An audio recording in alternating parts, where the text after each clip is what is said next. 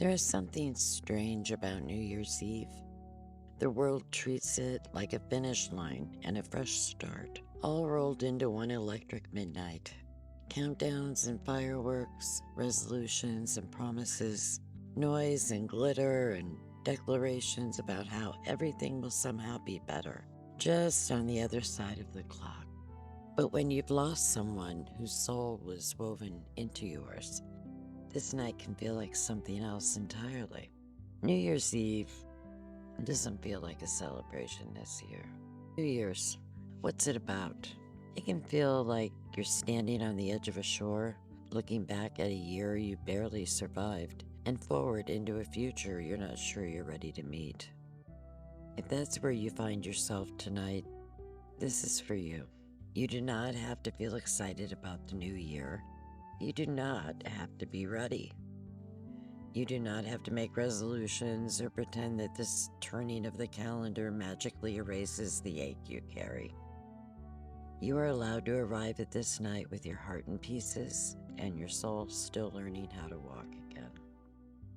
Every year leaves its mark, but some years carve themselves into you so deeply that you know you will never again be the person you were before. This was that kind of year for me. And if you're listening right now, it was probably that kind of year for you too. The year where time became a before and after. The year your twin soul, your great love, your anchor, stepped out of physical form and into a place your hands cannot reach and your eyes cannot see. And the rest of the world may be looking at tonight as a neat ending, a moment to pack the year away in a little box labeled the past. But you know better. You know that this year will live inside you forever, not as an open wound forever bleeding, but as a scar that tells the story of what your heart has endured. Take a moment here in this quiet room to acknowledge what you've lived through, the shock, the emptiness, the longing, the days you moved through like a fraction of yourself, the nights that stretched too long, the mornings that came too soon, and the strange way the world kept spinning while yours fell apart. You're not dramatic for still hurting.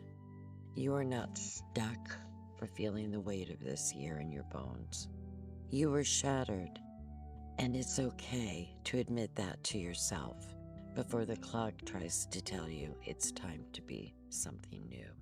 You may not recognize yourself fully these days. You may feel older on the inside than your body appears. You may move more slowly, speak more softly, trust more carefully. You may feel like a different person altogether. That's because you are. Grief doesn't just take, it also reshapes. You have learned how fragile everything is. You have learned how deep love can really go. You have learned how precious even the smallest moments can be. There were days this year when it would have been easier to stop trying or to disappear into whatever numbness we could find. But we didn't. You didn't. I didn't. Maybe we didn't do it gracefully. Maybe we didn't always do it confidently. Maybe you did it through tears, I know I did, and broken sleep and days that blurred together. So what do we do now with a night like New Year's Eve when everyone is shouting about fresh starts and clean slates and vision boards, and you and I are here holding the fragments of a life we didn't choose to lose? We can't just move on. How can we? However, we can learn to integrate.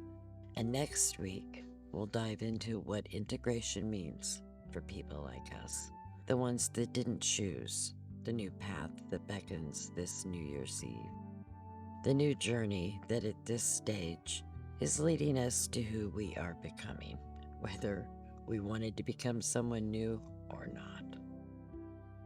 Happy New Year from my heart to your soul, with love from the widow.